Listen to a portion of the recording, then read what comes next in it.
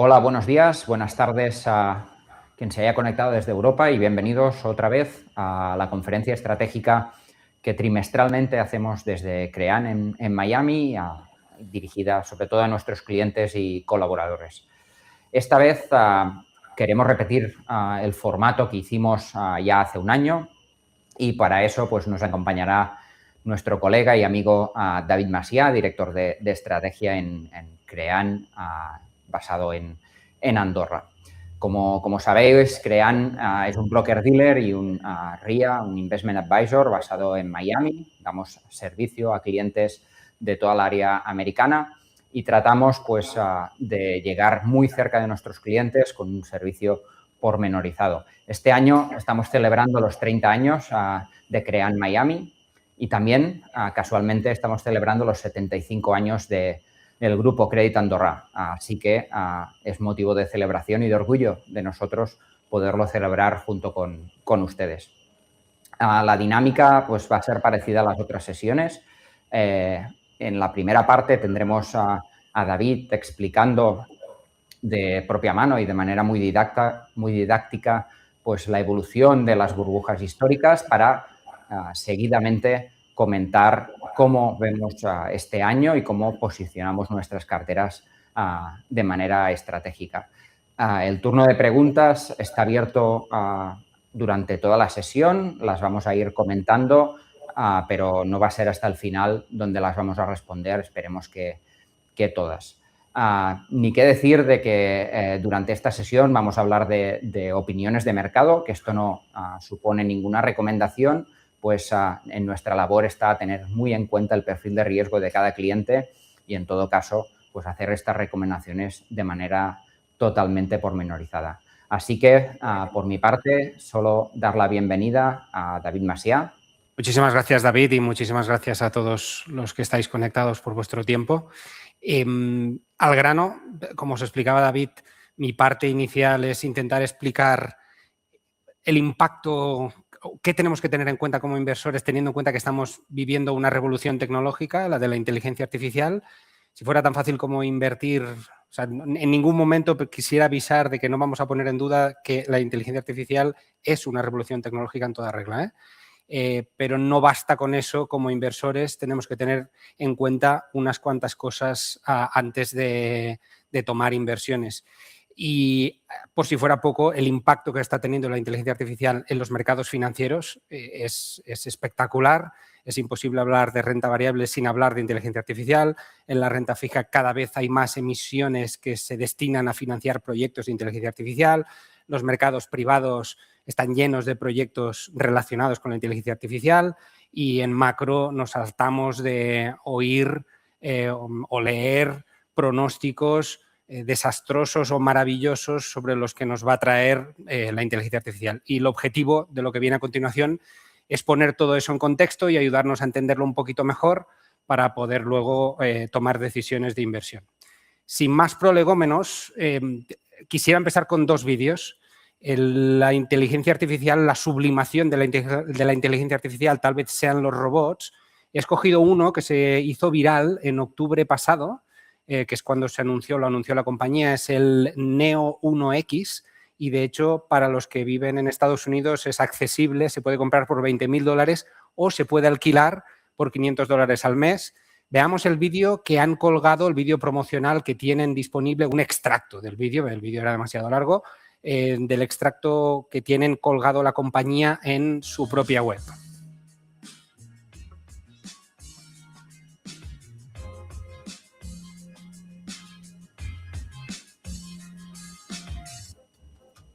Anytime you're away from home and you want to see what your Neo's up to, you can open the app and see directly from Neo's point of view.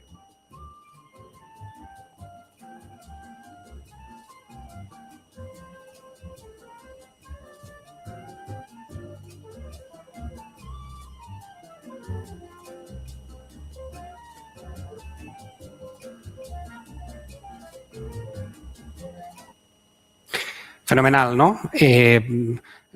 Suena que dentro de poco no tendremos que hacer ninguna tarea doméstica. El Wall Street Journal fue a visitar a la compañía y quiso probar el robot. Encontré un vídeo que colgó el propio Wall Street Journal con su experiencia Veámoslo a continuación.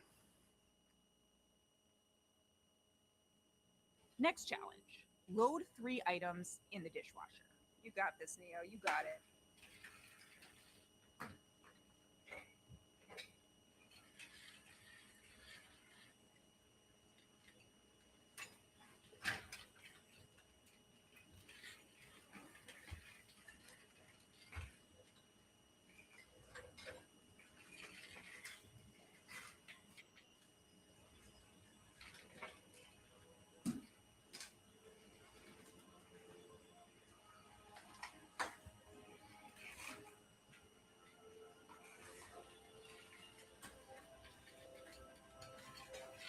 And that took 5 minutes. Neo, high five. Nice. Oh, I'm over here. No es bien lo mismo, ¿no?, que el vídeo promocional.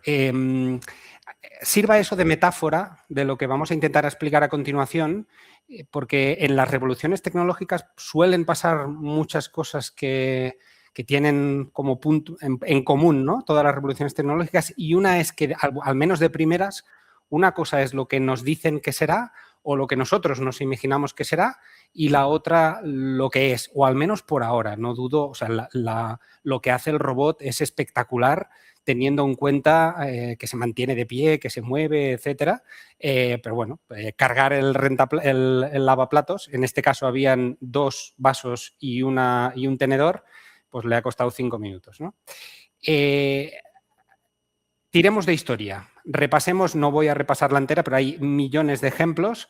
Lo que pasa es que hay unos cuantos que nos pueden ayudar luego a contextualizar la revolución que estamos viviendo. Y, de hecho, tiramos solo 200 años para atrás, el siglo XIX, hay muchos ejemplos, pero el que fue más popular, digámoslo así, o el que fue más repetido fue el ferrocarril, de ejemplos de revoluciones tecnológicas en las que además hubo inversiones bestiales para financiar la proyección de esa nueva tecnología, ¿eh? Y el ferrocarril es un buen ejemplo, como en el caso de la inteligencia artificial, el ferrocarril es un buen ejemplo de ello. Hubo diversas veces que se entendió que era una revolución, se financiaron extender raíles hacia montones de lugares, las acciones de las compañías involucradas subieron ad infinitum y luego se pegaron batacazos muy importantes cuando se vio que no era tan rentable como se había calculado. Y eso dicho varias veces durante el siglo XIX. En el siglo XIX hubieron varios ejemplos más. Nos vamos más recientemente. En el siglo XX, el automóvil, el coche que tienen aquí abajo, coche antiguo se nota, es de 1903, es un Ford de 1903. Warren Buffett dice que la mayor revolución que vivimos en el siglo XX fue, de hecho, el automóvil. Y a principios de siglo, en el automóvil habían 300 compañías que fabricaban coches solo en Estados Unidos. A mediados de siglo quedaban 10 compañías, ¿vale? El automóvil, no hay ninguna duda que fue una revolución. Otra que a lo mejor ya a medida que nos vamos aproximando, se irán pareciendo más a lo que estamos viviendo ahora. La radio. Hasta 1920 la radio era algo que estaba circunscrito, era una tecnología militar. En 1920 en una estación se hizo la primera emisión comercial de radio en Pittsburgh, en una estación de Pittsburgh, y la gente quedó alucinada de que de una cajita, más bien una cajota, una caja grande, salía música, salía gente hablando y no estaban ahí dentro. Gente alucinó. Habían 5 estaciones de radio en 1921. En 1923 ya habían 300 empresas dedicadas a eso. Las empresas empezaron a cambiar el nombre y se ponieron radio dentro de su nombre de la compañía porque así subían más sus cotizaciones. La mayor compañía del sector era RCA, que tenía el apoyo estatal y se consideraba que, vamos, no le podría pasar nunca nada, hasta el punto que en 1929 cotizaba a un PER, a un múltiplo de beneficios de 79 veces beneficios, lo cual para la época era incluso inaudito, pero se decía que no podía pasarle nada. 3 años después había caído un 98%. Pero el ejemplo que tenemos más cercano y que al menos yo vi profesionalmente, pues el ejemplo más cercano, iba diciendo, es la burbuja.com.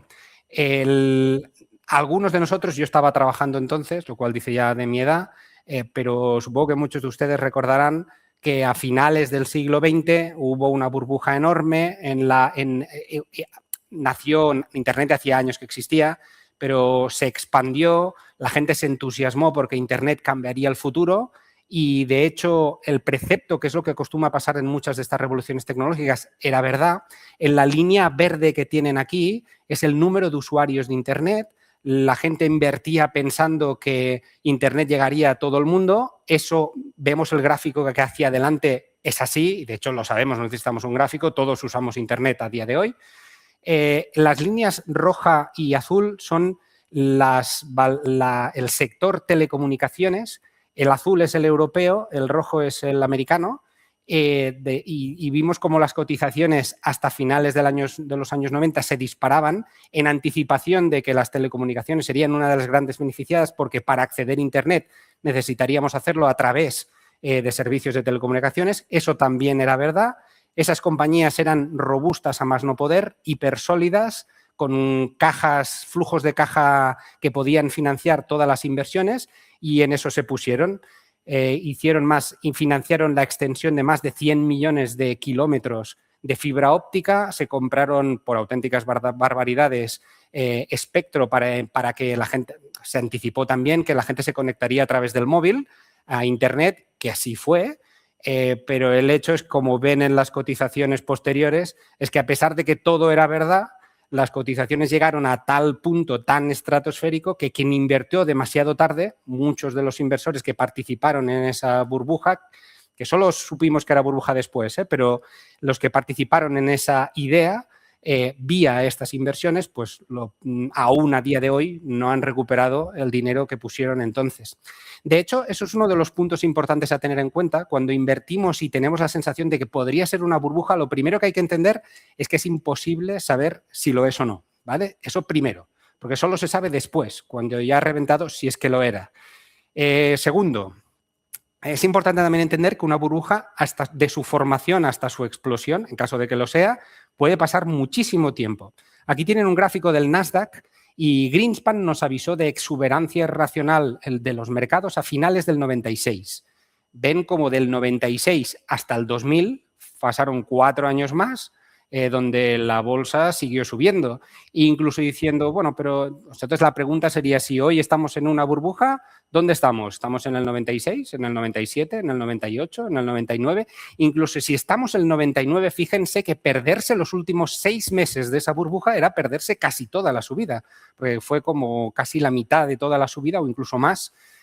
Sucedió en unos pocos meses al final, con lo cual imposible, otro mensaje, imposible saber si estamos en burbuja o no, si lo es o no. Segundo, en qué parte estamos, si es que lo es. Tercero, incluso después vean como las caídas, hasta que se confirmó y se pegó un trastazo importante, pues hizo S's y era imposible saber también si esa línea luego seguiría subiendo hacia arriba o bajaría como luego pasó. Entonces, lecciones, cosas que tenemos que interiorizar como inversores para intentar invertir en esta época. Uno, y que nos enseña la historia, ¿no? Uno ha pasado 1000 veces. El exceso de entusiasmo deriva muchas veces en sobreinversión. No necesariamente siempre. La revolución o la idea normalmente es correcta. La radio era una revolución, los autos, Internet, inteligencia artificial, casi seguro lo será también. Pero hay un ganador segurísimo, que eso es muy claro, que es el consumidor sociedad. De las líneas de fibra óptica que pusieron las operadores de telecomunicaciones, el 85% estaban sin usar en el 2005, ¿vale? O sea, habían puesto muchísima capacidad que luego no se usó, pero gracias a toda esa capacidad, luego todos tuvimos Internet. Y además lo tuvimos muy barato porque había un exceso de capacidad instalada para suministrar Internet. Con lo cual, lo que está claro es que es algo bueno todo lo que está pasando como consumidores, como sociedad. Como inversores, no siempre. No significa que invertir en inteligencia artificial sea mala idea. Lo que significa es que hay que ser especialmente cuidadoso, porque la historia nos enseña que el inversor es el perjudicado si realmente acaba terminando siendo una inversión y la inversión ha sido indiscriminada. Y la otra cosa, es imposible saber si estamos en burbuja o no. No hay ninguna métrica que nos asegure que lo estamos o no. Y no es la misión de esta ponencia decirles que sí que lo estamos en una. Simplemente que lo que decimos es que podríamos estarlo, se parece en muchas cosas y lo que tenemos que ser es cuidadoso. Lecciones, más cosas que tenemos que intentar recordar como inversores. Uno, la inteligencia artificial no es nueva.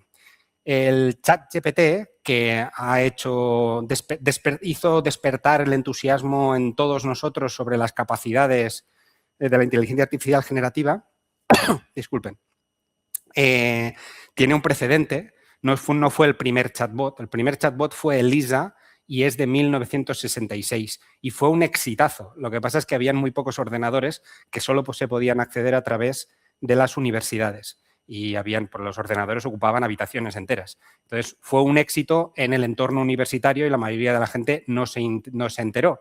Pero ya tenemos un precedente de hace unas cuantas décadas. El primer coche autónomo es el Alvin, que es feísimo, es el dibujo que tienen allí, es una especie de tanque.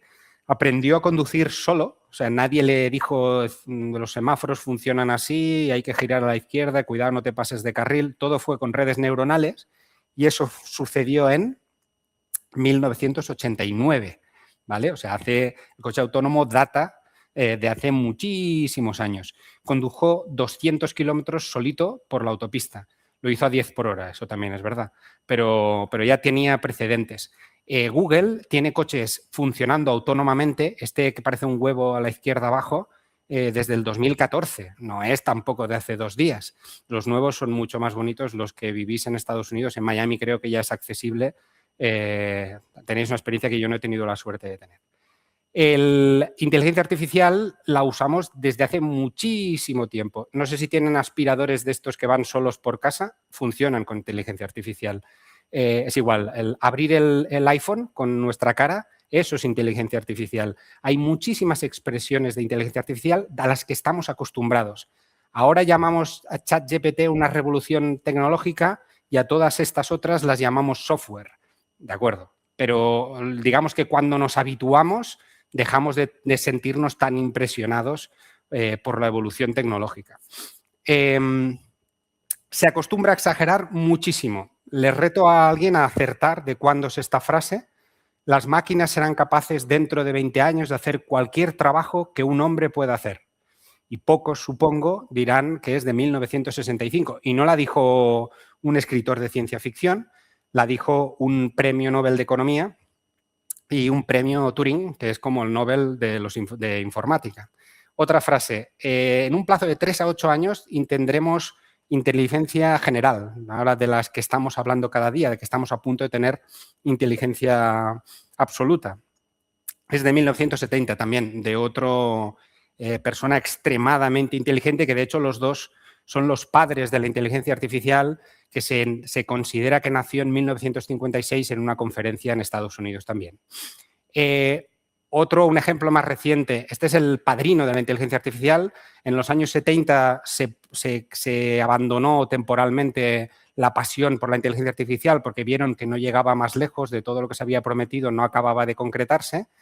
Este señor siguió insistiendo y gracias a él y a sus estudiantes se revitalizó a inicios de 2010 con mucha más potencia todo lo de inteligencia artificial. Pues este señor hizo un pronóstico que dijo que la gente deje de estudiar para radiólogos. No existirán en 5 años porque una máquina lo hará mucho mejor porque detectará patrones de forma mucho más eficiente. Eso lo dijo en 2016. 10 años después, ningún radiólogo ha perdido el trabajo.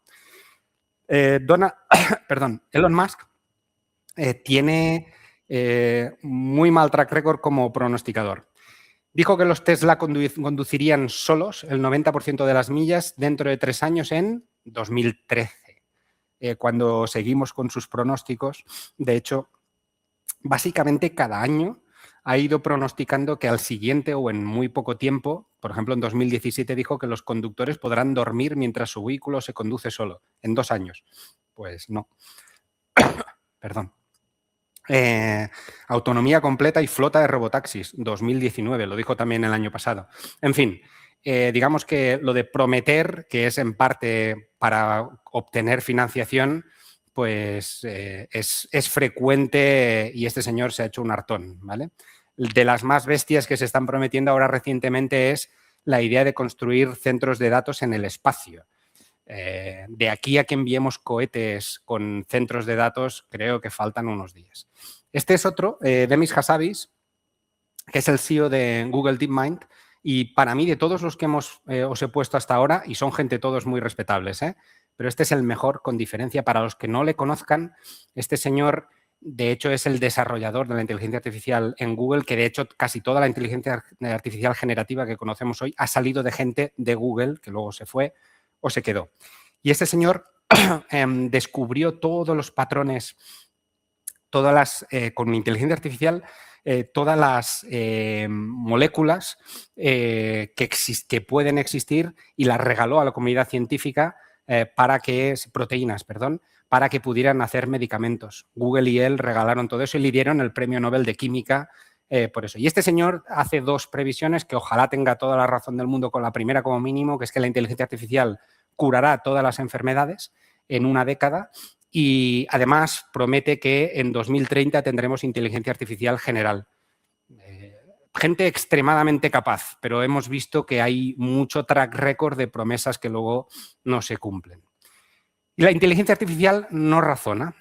Fíjense en un ejemplo muy tonto, muy facilito, que un investigador francés diseñó porque sospechaba que constantemente vemos que los modelos los puntúan en función de sus notas de examen. Por ejemplo, dicen, mira, es que mi ChatGPT ha aprobado el examen para ser abogado con mejor nota que los humanos.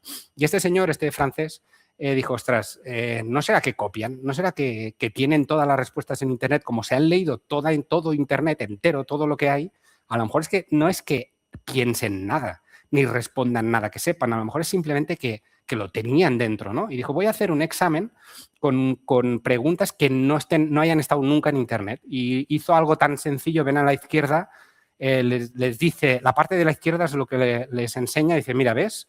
Esto es lo que tienes. El primero que te enseño es el de la izquierda del todo, digamos, que hay unos cuadritos verdes y todo negro, y luego ves lo que ha pasado con los amarillos. Un niño de 5 años se da cuenta de que lo único que estás haciendo es rellenar las partes que están rodeadas de verde de amarillo, ¿vale? Eso es muy sencillito y te dan el de la derecha y dices, bueno, ahora haz ese otro y llénalo. Todos sabríamos hacerlo. Sin embargo, este tipo de exámenes, los modelos sacan unas notas desastrosas. O sea que este señor debía tener razón en que cuando se trata de pensar no se les da tan bien a los modelos, ¿vale? Las cosas van mejorando, por supuesto, y van aprendiendo sobre la marcha. Por ejemplo, ahora ya los están programando para responder este tipo de preguntas. Pero que todo evolucionará, pero digamos que a lo mejor estamos exagerando también. Pero quédense con un dato. Este gráfico que tienen aquí, en la parte del eje de la X, les dice el coste por tarea. Y resulta que los que sacan mejor nota en este tipo de preguntas, que son muy sencillas, les cuesta $100 la pregunta. Me ofrezco voluntario, por pregunta, me ofrezco voluntario a hacerlo yo mismo, que seguro que lo hago, no lo haré peor que ellos, y que me quedo los $100 por pregunta. Esa es otra reflexión, que es que una cosa es que sea técnicamente posible, la otra es que sea rentable que lo haga una máquina. A lo mejor es más rentable que lo haga un humano, ¿vale? Más cosas. ¿Es invertible? ¿Es rentable invertir, construir centros de datos para financiar modelos? Las cifras son astronómicas, no hace falta que las recuerde yo. Solo el último trimestre los 5 hyperscalers, las compañías más grandes, 6, se gastaron 100.000 millones solo en un trimestre, 400.000 millones entre todo el año pasado, y prometen seguir gastando cada vez más, ¿vale? La cosa es que primero hay que poder construir los centros de datos que dices que vas a construir, que no es tan sencillo, entre otras cosas, porque necesitas mucha electricidad, que no es tan fácil de obtener. Rentabilizar eso no es evidente. Estas compañías, sobre sus inversiones, suelen ganar de media un 25% de lo que invierten. Para ganar un 25% tienes que ingresar billions en estos proyectos y no es evidente cómo van a hacer eso cuando hay dos tipos de modelos. Uno que son abiertos y otros que son cerrados. Los cerrados son el ChatGPT, el de Google, todos estos que son más populares. Esos que estén cerrados lo que significa es que no han descubierto sus parámetros. Es decir, ellos han entrenado un modelo que tiene millones de parámetros y con esos parámetros dan las respuestas, pero no hacen públicas esa configuración. En cambio, hay otro tipo de modelos que son los abiertos que sí hacen pública toda la configuración. Meta, por ejemplo, es un modelo abierto. Los chinos son todos modelos, o la mayoría son modelos abiertos. Y la realidad es que la diferencia de resultado entre el modelo abierto y el modelo cerrado es casi idéntico. De hecho, se calcula que los modelos abiertos van con 3 meses de retraso. Y los modelos abiertos se regalan. Entonces, ¿cómo vas a ganar dinero, como por ejemplo ChatGPT, que es un modelo de suscripción? ¿Por qué la gente va a pagarle dinero por algo que puedes cobrar, que puedes hacer, que te van a dar gratuitamente desde otro lado? Entendamos también que los rendimientos son decrecientes. Es decir, cada vez se invierte más dinero. Al principio, el ChatGPT 2 respecto al ChatGPT 3, la diferencia fue espectacular. Del ChatGPT 3 al 4, otra vez espectacular. Del 4 al 5 hay mucha menos diferencia. Y entonces se tiene que seguir invirtiendo cantidades astronómicas para que marginalmente el resultado cada vez sea menos milagroso o menos espectacular. Hay muchísimo sensacionalismo, muchísimos ejemplos de que nos prometen que los humanos seremos todos esclavizados por las máquinas o que al final habrá tal incremento de productividad que no necesitaremos ir a trabajar porque un robot irá por nosotros y nosotros nos dedicaremos a jugar al golf. La realidad es que estudios más serios demuestran que ninguna de las dos cosas va a pasar, o al menos no de forma inmediata, y por inmediata digo los próximos años, lustros, décadas. Uno de los últimos premios Nobel calculó que con todo lo que se está invirtiendo en inteligencia artificial, el incremento de productividad de la economía americana será del 0,06% y el PIB incrementará un 0,16% anual. Y eso es por la curva J. Cuando invertimos muchísimo dinero en algo, tendemos a pensar que el resultado va a ser inmediato y lo que suele pasar es que durante unos años el resultado casi no se ve, porque tenemos que aprender a usar esa nueva tecnología, porque cuesta muchísimo dinero invertir en la infraestructura inicial, porque hay que adaptar procesos y luego sale una aplicación disruptiva, se aprovecha de todo lo que se ha hecho hasta entonces, aprendemos a usar mejor todo este salto tecnológico y entonces sí sale disparada la productividad. Pero para eso, digamos que aún estamos en la parte baja de esa curva J y no veremos nada espectacular a corto plazo. La otra duda que podríamos tener es, ¿perderemos todos el trabajo? Pues la realidad es que las revoluciones tecnológicas crean muchísimo más trabajo del que destruyen. El problema es que nosotros normalmente no somos capaces de ver la parte que se va a crear con tanta facilidad como la que se va a destruir. Por ejemplo, Warren Buffett dijo que los autos, os decía antes, era el invento más importante del siglo XX. ¿Por qué? No porque el auto así no hacía falta ir a caballo, sino porque gracias a los autos se creó la industria del turismo. Antes, cuando uno quería ir a la playa y vivía en la ciudad, para ir a la playa, si tardabas 3 días en coche de caballos, entre 3 días en ir y 3 días en volver, pues a pasar el día a la playa no ibas. Cuando se creó el auto, se empezó a crear muchísima actividad turística que no existía. Y ahora mismo es uno de los sectores que mayor ocupación crean en todo el planeta. Entonces, el auto dejó sin trabajo a los conductores de caballos, de coches de caballos, pero creó muchísimo trabajo que ninguna otra persona calculaba. La otra cosa es que hay que distinguir entre trabajo y tarea, no es lo mismo. Una cosa es automatizar un trabajo entero, lo cual es extremadamente difícil. La otra, automatizar tareas. Por ejemplo, cuando se inventaron los cajeros automáticos, antes de eso la gente en los bancos se dedicaba a trabajar contando dinero. Cuando se creó el cajero automático, los que contaban dinero dejaron de tener sentido, pero en vez de la banca despedir a todos sus trabajadores, lo que hizo es contratar aún más, porque ahora sí se podían dedicar a cosas que eran más rentables para la entidad. Ya hemos visto que sea técnicamente posible no significa que sea rentable versus contratar a un humano, y es que además los humanos preferimos muchas veces tener a humanos. Los ascensores se estuvieron 50 años desde que se descubrió cómo hacer un ascensor hacerlo automático, tocas un botón y va al piso 3, hasta que la gente se atrevió a usar un botón, porque durante los primeros años había un señor que te conducía el ascensor y nadie se atrevía a subir un ascensor sin ese señor dentro del ascensor. ¿Cuánta gente se atreve a subir a un avión sin piloto cuando los pilotos hoy en día no hacen nada en un trayecto de avión? Todo eso hace que, a pesar de que sea tecnológicamente posible, los humanos, ciertas revoluciones tecnológicas se apliquen muy lentamente porque los humanos no queremos, básicamente. Reflexiones finales, y con eso termino y pasamos a la segunda parte, que tienen menos a ver con la inteligencia artificial, pero tienen mucho a ver sobre cómo debemos invertir.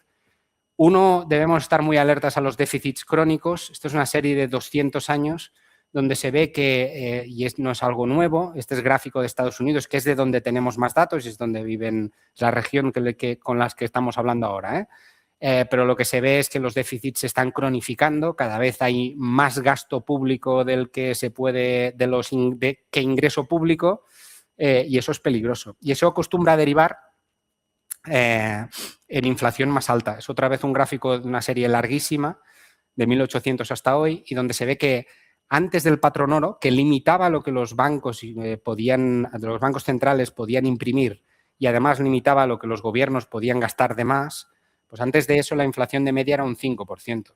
Pero desde que desde que el patrón oro desapareció, digamos que la inflación, lo lógico es que tienda a ser muy superior. No se dejen engañar por estos últimos 20 años donde la inflación era más baja, se fue casi al cero. Primero, porque no era verdad, y segundo, porque lo lógico es pensar que a futuro va a estar por encima del 5, no por debajo del 5. Otro dato que creo que es muy útil si quieren conformar inversiones a largo plazo, que de hecho es lo que debiéramos todos, es un dato otra vez muy objetivo, 200 años, ¿qué ha funcionado? ¿Qué ha pagado la inflación? De lejos lo mejor es la renta variable, que es la línea azul que tienen arriba. De lejos lo peor es no hacer nada, es coger el dinero y guardárselo en la cuenta corriente o peor, en casa, porque eso básicamente, quien hizo eso hace 200 años no tiene nada ya. De hecho, quien hizo eso en 1971 no tiene nada ya, perdido un 97% del valor. Entonces, eso seguro que no hay que hacerlo, tenemos que invertir donde, pues lo mejor es renta variable, pero fíjense que la línea que está justo debajo, que es casi igual de buena, que es un portfolio que es mixto entre renta variable y renta fija, saca rendimientos extraordinarios, solo un 4,2% versus el 4,9%, eso es después de la inflación, en rendimientos reales. Pues ese rendimiento teniendo un 40% de renta fija. Eso puede ser muy buena solución cuando las valoraciones de la renta variable no son tan atractivas como nos gustaría. Y esa es otra reflexión, también muy de perogrullo si quieren. Es un ejercicio que hizo Deutsche Bank, que lo que hizo es coger y cada año, durante los últimos, desde que existe cada ratio, ¿no? Del PER sería el central, desde 1957 cogían y compraban solo los países cuyo PER estaban por debajo de la media y vendían, no tenían nada, de los que estaban por encima de la media. Pues el resultado de hacer eso, hacerlo cada año, 31 de diciembre cada año, eso es que el resultado final es el doble de rendimiento anual, que es una auténtica barbaridad. O sea, el doble durante 70 años es muchísimo dinero, entonces, compren barato, sería otra reflexión. Y con eso termino recordando las cosas que me parece que, de todo lo que he dicho, que espero no haberles aburrido demasiado, cosas que tenemos que memorizar. Uno, la inteligencia artificial es una revolución tecnológica, perfecto, una más, ¿vale? Ahora no nos emocionemos, no vamos a perder todos el trabajo, ni nadaremos todos en la abundancia, y la historia dice que los inversores suelen salir escarmentados, suelen ser el peor parado de todos. Eso no significa que invertir en cuando hay una revolución tecnológica quiere decir que voy a perderlo todo y me va a ir fatal. No, al contrario. De hecho, a día de hoy es súper difícil no invertir en inteligencia artificial porque casi la mitad del mercado está influenciado. Pero hay que ser selectivo. Tenemos que tener cuidado en qué y cómo. Dos, la inflación es su gran enemigo. Aunque parezca que la inflación nos dicen que es un 3%, no es un 3%, es peor. Cada uno tenemos nuestra inflación y tenemos que hacer algo con nuestros ahorros para conseguir luchar contra ella, porque si no, estamos perdiendo dinero cada día. La mejor alternativa, históricamente, la más eficiente, es una combinación de renta variable y renta fija. No es todo en renta variable ni todo en renta fija. Y lo dicho, hay que ser muy selectivo, porque lo de comprar y me espero y no hago nada más y indexar, eso no parece buena idea. La bolsa americana está especialmente cara. No estoy diciendo que invertir en bolsa americana sea mala idea y menos, no se lo voy a decir a gente que vive en Estados Unidos. Pero sí es la más cara. Entonces, sean más selectivos incluso. No lo compren todo, no compren un índice. Y hay que ser paciente porque las buenas ideas no funcionan desde el minuto cero. Una buena idea o algo que está barato lo está porque a lo mejor otros lo ven peor. Y la diferencia suele ser una diferencia temporal. Hay gente que mira solo un trimestre y nosotros debemos mirar más allá y entender que la oportunidad con el tiempo se irá consumando la mayor parte de las veces y eso nos dará un extra rendimiento. Y con eso termino mi parte. Así que vamos a empezar esta segunda parte, ¿no? Porque David ha hecho una explicación histórica de lo que representa desde un punto de vista histórico las inversiones en nuevas tecnologías, pero hoy tenemos otros temas encima de la mesa. Sí, yo de hecho quería aprovechar, si no te importa, David, nosotros lo vemos desde el otro lado del charco, del charquito este que nos separa entre Miami y nosotros, y lo recibimos de otra manera, vosotros lo vivís allí, y si no te importa yo tengo unas cuantas preguntas y así aprendo cómo lo veis allí y si puedo ayudar a matizar algo o a aportar nuestro granito de arena, pues encantado. Pero una pregunta sería Trump, porque desde Europa nos parece un poco inaudito todo lo que está pasando. Aparte que nos quiera quitar Groenlandia o no, al final parece que no. Pero aparte de eso, pues llevamos un año muy, muy intenso y ya no solo por la curiosidad ni por discutir de política, que no va de esto este debate en absoluto, esta conferencia, pero sí a nivel de mercados financieros. Nosotros lo percibimos de una manera, vosotros seguramente lo percibís de otra. Si nos ayudas un poco a los de Europa y en Estados Unidos a lo mejor también, para contextualizar todo eso y ver cómo tenemos que invertir. Sí, realmente es la pregunta del millón, ¿no? Si tú has hablado históricamente, has puesto ejemplos desde el año 1800, yo creo que podría hablar incluso más rato de esta segunda legislatura de Trump, que solo lleva 1 año y 2 días. Y parece que hayan pasado décadas, ¿no? Realmente Trump ha irrumpido políticamente y ha movido el tablero de ajedrez de una manera muy importante, ¿no? Otra manera de negociar, otra manera de publicar las conclusiones y todo eso hay que tenerlo en cuenta, ¿no? Nos despertábamos el año pasado, alrededor de principios de abril, con el Liberation Day y con la amenaza de Trump de poner tarifas muy altas a prácticamente todos los países del planeta, lo que provocó unas caídas muy importantes, tanto en la parte de renta fija como especialmente en la parte de renta variable, ¿no? Y después el año terminó de manera excelente, nuestras carteras y nuestros clientes se han visto beneficiados de eso, pero si miramos atrás fue un año realmente complicado. ¿Qué ha pasado durante todo este tiempo donde el mercado ha ido marcando máximos históricos? Pues que el mercado se ha ido acostumbrando a negociar o a entender la manera de negociar de Trump. Algunos lo califican de taco trade, que es algo así como un acrónimo de Trump primero apunta máximos y después rebaja esto, pero es una manera de negociar que estamos aprendiendo, ¿no? Y esto pasó en las tarifas, esto está pasando con el tema de Groenlandia e incluso pues en otros temas que también tienen mucha influencia como el sustituto de Powell o temas fiscales dentro de Estados Unidos. Uh-huh.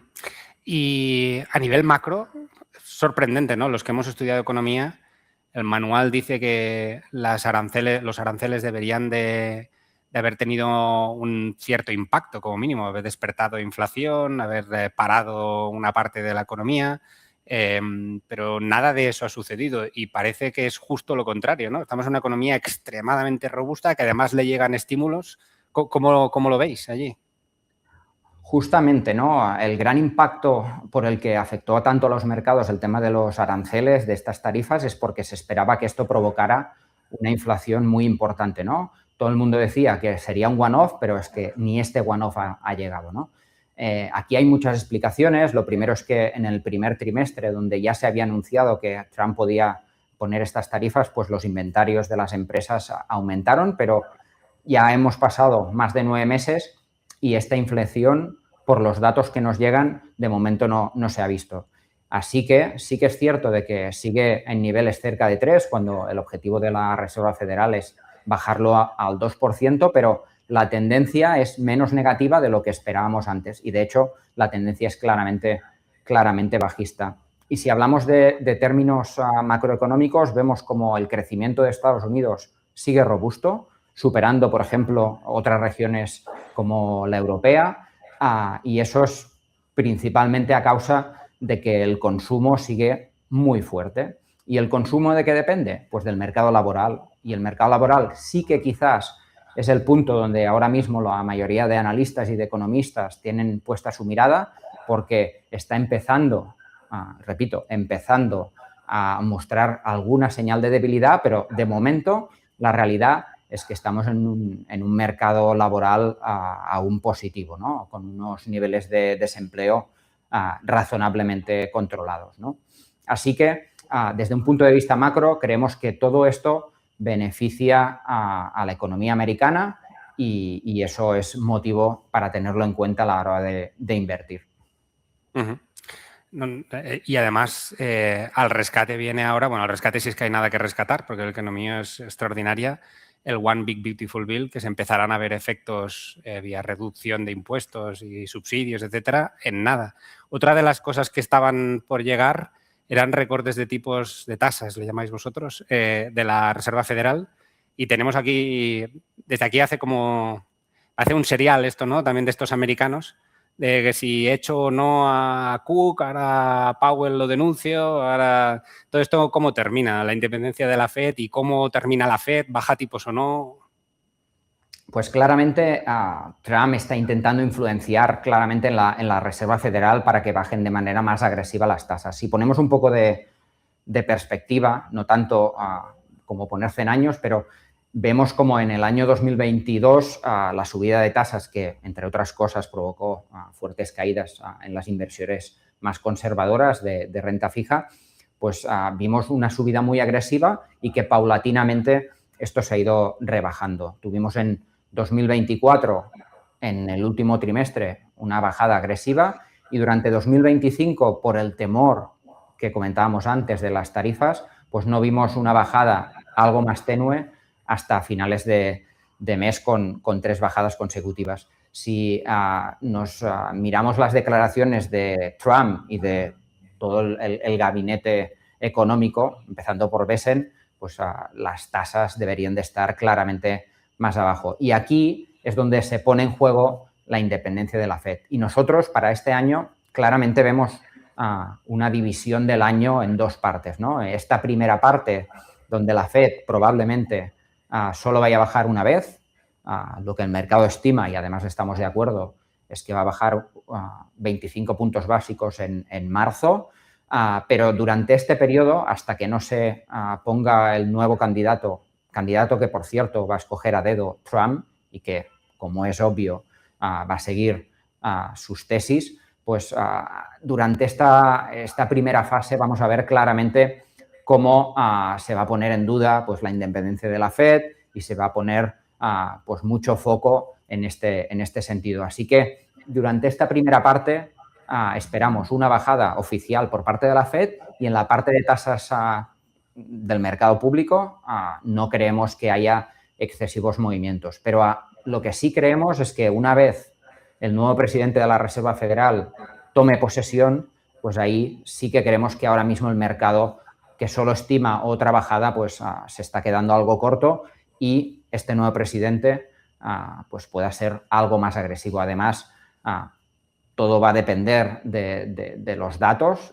Si salen datos de inflación malos, pues esto tenemos que seguirlo, pero no se va a poder suceder. Pero sí que creemos que si los datos de inflación siguen de la misma manera y los datos laborales más o menos también, pues vamos a ver durante la segunda mitad del año pues bajadas más pronunciadas de lo que ahora se está estimando, con lo cual hará que invertir en renta fija pues pueda ser una muy buena opción para todo el año, ¿no? De hecho, eso iba a preguntar ahora. Visto hecha la intro, hemos hablado de Trump, macro, Fed.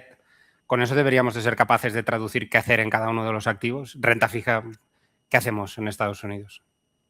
Bueno, al final has enseñado un gráfico muy interesante, ¿no? Que carteras mixtas, que por cierto es las carteras que tienen la mayoría de nuestros clientes, son las que por rentabilidad y riesgo parecen ser más adecuadas en estos momentos, ¿no? Nosotros creemos que el año pasado vimos un muy buen año tanto en renta fija como en renta variable y este año pues seguimos pensando igual, ¿no? Si pensamos en la parte de renta fija, como comentaba antes, con esta bajada de tasas creemos que podemos conseguir unas rentabilidades interesantes parecidas a las conseguidas el año pasado, porque la parte de diferenciales de crédito invirtiendo en empresas te dan un poquito más que gobierno. De hecho, a nivel histórico esto está bien bajo, pero tampoco vemos motivos para que esto vaya a cambiarse, ¿no? Con lo cual, una perspectiva positiva. Y esta bajada de tasas pues, va a provocar también buenas rentabilidades.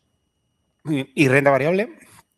¿Qué hacemos? Pues ahí estamos viendo pues, multitud de escenarios, como siempre, ¿no? Empezamos el año, todo el mundo habla de sus pronósticos y nosotros lo que decimos es que seguimos la misma tendencia que el año pasado. Espero que de la conferencia que has dado, que por cierto me ha gustado mucho, no se saquen conclusiones erróneas. Nosotros estamos posicionados claramente de manera muy positiva en las empresas de inteligencia artificial.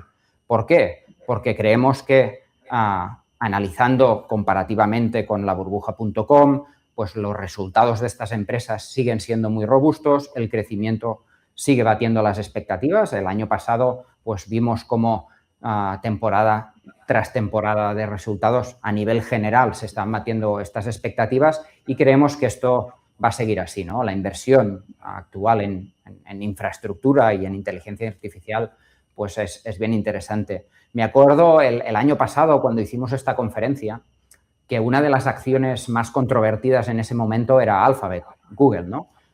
Se ponía en entredicho pues la capacidad del motor de búsqueda de Google de mantener su hegemonía en el mercado. Pues nosotros en ese momento hablábamos de que Google pues, nos parecía una empresa muy interesante desde un punto de vista de valoración, pero también de perspectivas de crecimiento. ¿Y qué es lo que vimos? ¿No? Pues que Google ha sido capaz de contrarrestar estos miedos sacando Gemini, que es un competidor de ChatGPT, pero sobre todo pues virando o marcando que su modelo de negocio es muy robusto, ¿no? Y si nos miramos las rentabilidades del año pasado, pues Google fue de entre estas magníficas 7 que hemos hablado desde hace ya 3 o 4 años, pues de las mejores.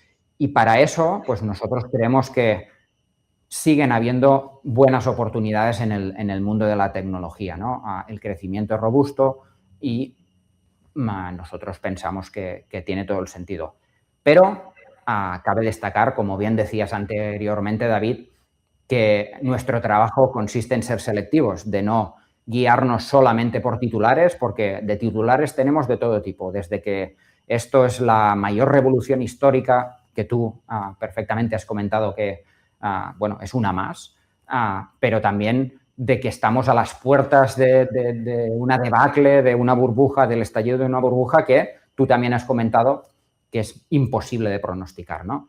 Creemos que hay valor y también creemos que hay empresas pues que tienen unas valoraciones muy poco justificables, que pueden seguir manteniéndose así, pero nosotros invertimos por fundamentales, con lo cual intentamos que todas las inversiones estén plenamente justificadas por las ganancias que tienen estas empresas.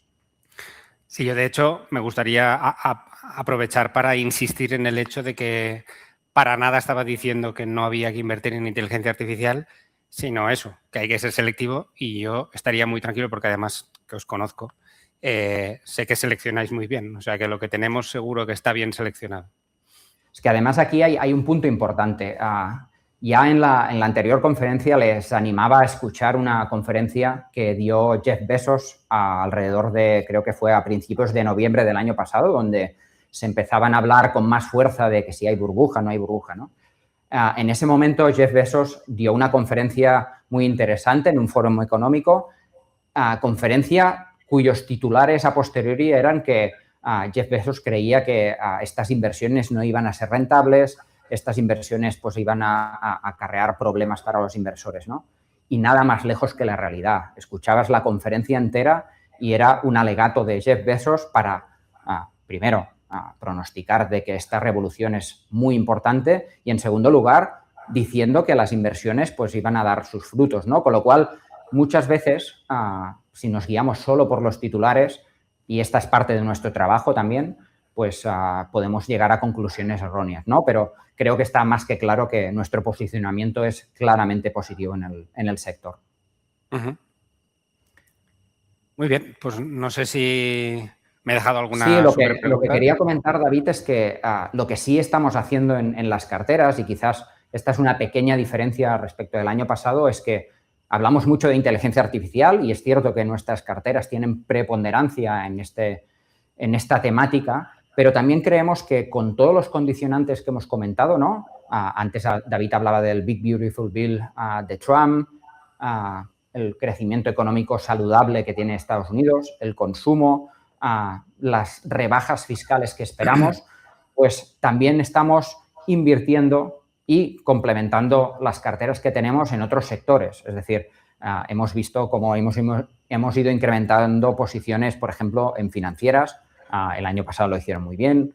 Posiciones, por ejemplo, en ETFs de small caps, que ya la tenemos desde principios del año pasado. Hemos aguantado un poquito la travesía del desierto, pero ya desde hace medio año así está dando unos frutos muy importantes, y con esta bajada de tasas que estamos esperando y la rebaja fiscal, pues creemos que pueden seguir beneficiándose, y en definitiva de sectores quizás más cíclicos, ¿no? La cartera sigue teniendo preponderancia en tecnología, pero estos otros sectores también tienen su valor en el total de la cartera, y al final aquí se trata de hacer carteras bien diversificadas, de seleccionar en cada uno de los sectores que creemos que pueden hacerlo bien, pues los mejores jugadores, y aquí tenemos un grupo de analistas a las que de verdad les doy las gracias por el trabajo que hacen, que realmente pues estamos haciendo una selección que da sus frutos en las carteras de los clientes. Perfecto, pues llevamos justo una hora. Hay algunas preguntas más, pero yo creo que aprovecharíamos para plantearlas cara a cara directamente con los clientes. Por mi parte, solo me queda agradecer el tiempo de ustedes, de nuestros clientes, que al final son nuestra razón de ser. Agradecerles la actitud que tenéis con nosotros y con nuestras carteras, que estos últimos años han tenido unas rentabilidades realmente muy buenas, y que ahí nos tenéis a vuestra disposición para cualquier duda que podáis tener. Muchas gracias, David, por tu tiempo. Muchas gracias al departamento de marketing, que nos ha ayudado a hacer posible esta conferencia, y muchas gracias al equipo comercial que trata también a nuestros clientes. Así que por nuestra parte, nada más. Esperamos volver a hacer una conferencia de este estilo alrededor de 3 meses, y siempre con la actualidad en mente. Y por nuestra parte, muchas gracias de nuevo. Me uno a la gratitud y te agradezco a ti también que te has dejado tu parte, ¿vale? Muchísimas gracias a todos.